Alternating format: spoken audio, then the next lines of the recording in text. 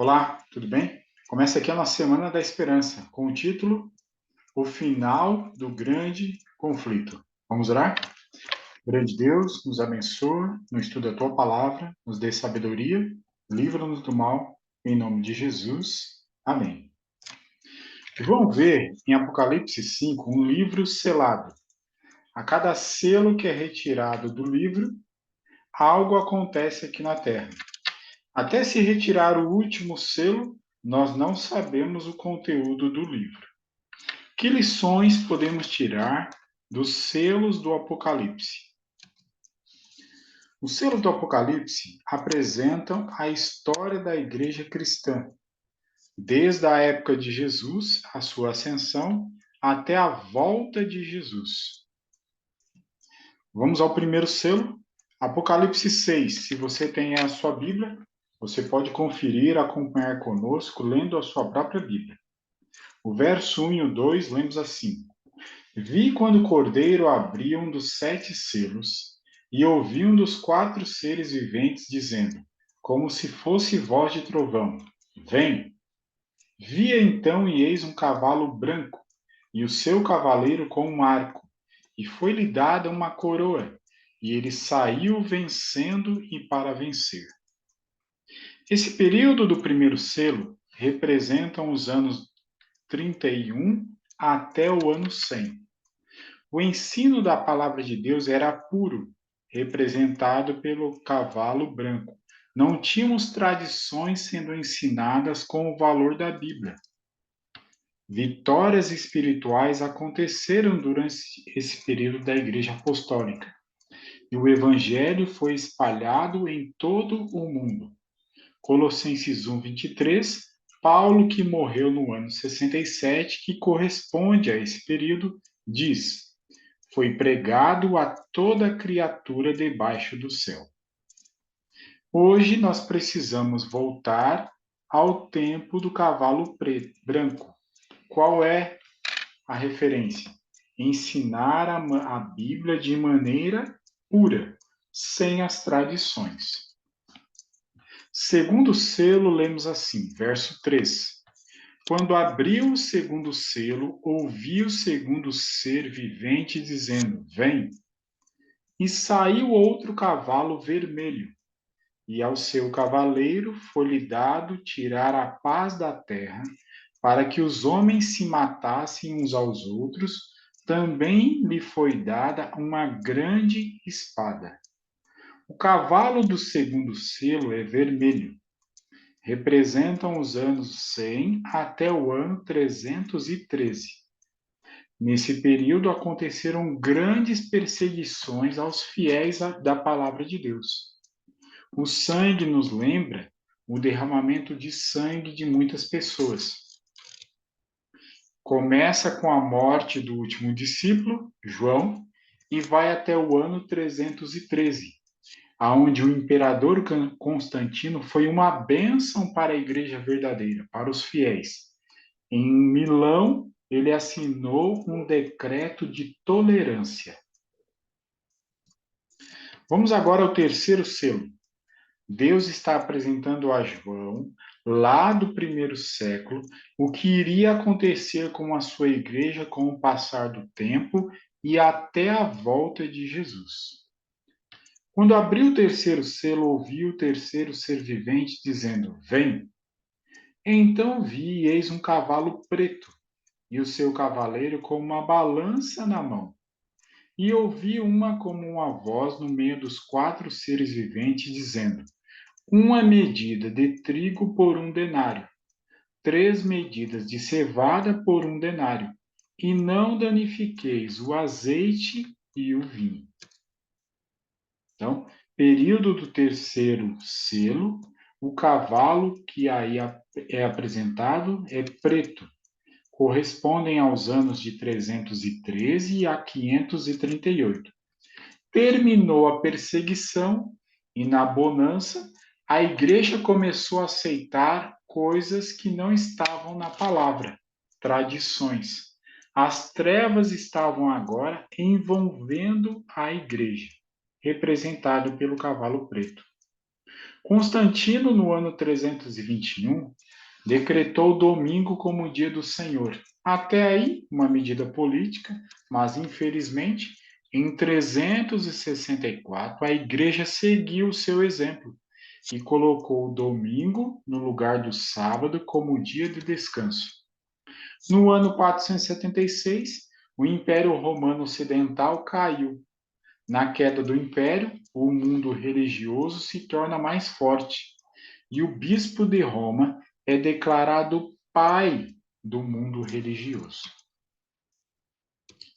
Ali também há uma referência quanto ao denário, comprando uma medida de trigo, que era o alimento de pessoas com mais condição, e um denário, comprando 3 medidas de cevada, que era um alimento para pessoas que eram mais carentes. O que está faltando aí? Alimento. Porque normalmente um denário compra mais do que uma medida de trigo e 3 medidas de cevada. Só não está comprando nesse período porque está faltando alimento. A carência do ensino puro da palavra. Em vez de branco, período de ensino puro da palavra, nós temos o cavalo preto, a ausência do ensino puro da palavra. Mas há um pedido, uma ordem, que o azeite que representa o Espírito Santo e o vinho que representa o sacrifício, o sangue de Jesus, sejam mantidos, não sejam danificados. Então, não com uma maneira grandiosa, mas o ensino através do Espírito continua. E a verdade, ela é preservada até nesse período. Vamos agora ao quarto selo. Quando o Cordeiro abriu o quarto selo, ouvi a voz do quarto ser vivente dizendo: Vem! E olhei, e eis um cavalo amarelo, e o seu cavaleiro, sendo este chamado Morte e o Inferno. A palavra inferno aí é a palavrinha Hades, que também pode ser traduzida como sepultura. Como se chamava o cavaleiro? Morte, e a sepultura o estava seguindo. E foi-lhe dado autoridade sobre a quarta parte da terra para matar a espada pela fome com a mortandade e por meio das feras da terra. Então, período aí também de muita morte. Mas esse cavalo ele está anêmico, já está amarelo. Representam os anos de 538 a 1517. Hades representa também a sepultura.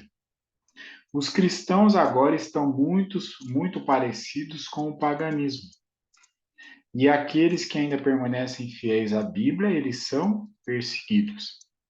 Do ano 538, quando o decreto de Justiniano declara o bispo de Roma pai de todo mundo religioso, até o ano de 1517, com o começo da Reforma Protestante, aonde um padre foi confrontado com a palavra e decidiu abrir mão do emprego e também das posições que tinha na igreja para se manter fiel à palavra. Martim Lutero. Nesse período também acontece a Inquisição. Se você pensa diferente da igreja, você é perseguido. Mas qual é o erro? O erro é pensar diferente da palavra de Deus. Quinto selo. Quando ele abriu o quinto selo, vi debaixo do altar as almas daqueles que tinham sido mortos. Alma na Bíblia não é algo que fica vagando. A alma é um ser vivente. Pó da terra mais fôlego de vida, nós temos alma vivente. Gênesis 2, verso 7. Na visão de João, eles veem aqueles que foram martirizados clamando pelo quê? Clamaram em grande voz, dizendo: Até quando, ó Senhor Deus, santo e verdadeiro, não julgas? Então, o juízo não havia acontecido ainda no quinto selo. Nem vingas, Jesus é conhecido no Apocalipse como vingador. Vinga o quê? O sangue dos que habitam sobre a terra. Então a cada um deles foi dada uma vestidura branca. Vocês estão no caminho certo, permaneçam, ou vocês estiveram no caminho certo, foi tudo correto. aguardem a vinda do Senhor. E lhes disseram que repousassem ainda por pouco tempo, até que também se completasse o número dos seus conservos e seus irmãos que iam ser mortos, como igualmente eles foram. Infelizmente, muitas pessoas ainda iriam morrer, mas eles estavam sendo reconhecidos através da vestimenta branca, de que eles permaneceram no caminho correto. Mas até quando, Senhor, não julgas e não vingas? Esse período é conhecido como o período dos mártires. Vai do ano 1517, o início da Reforma Protestante, até 1755. Eles clamam a Deus por justiça. Os fiéis recebem as vestes brancas, mas têm que descansar na tumba até receber a recompensa final. Sexto selo. É o período que nós estamos. Vi quando o cordeiro abriu o sexto selo. Sobreveio grande terremoto. O sol se tornou negro como saco de crina, a lua toda como sangue. As estrelas do céu caíram pela terra como a figueira, quando abalada por vento forte, deixa cair os seus figos verdes. Esses eventos que acontecem estão anunciando a proximidade da volta de Jesus. Correspondem ao ano de 1755 até a volta de Jesus. Esse é o período do sexto selo. O grande terremoto aí descrito foi o que aconteceu em Lisboa em novembro de 1755. O escurecimento do Sol aconteceu em 19 de maio de 1780. Na mesma noite, a Lua se tornou em sangue. A chuva de estrelas aconteceu em 13 de novembro de 1833. Percebe? Nós estamos no período do sexto selo, mas existem eventos do sexto selo que já são passados. Nós já estamos em 2024. Algo mais é descrito no sexto selo. Essa parte ainda não aconteceu, é a volta de Jesus aí descrita. E o céu recolheu-se como um pergaminho quando se enrola. Então todos os montes e ilhas foram movidos do seu lugar.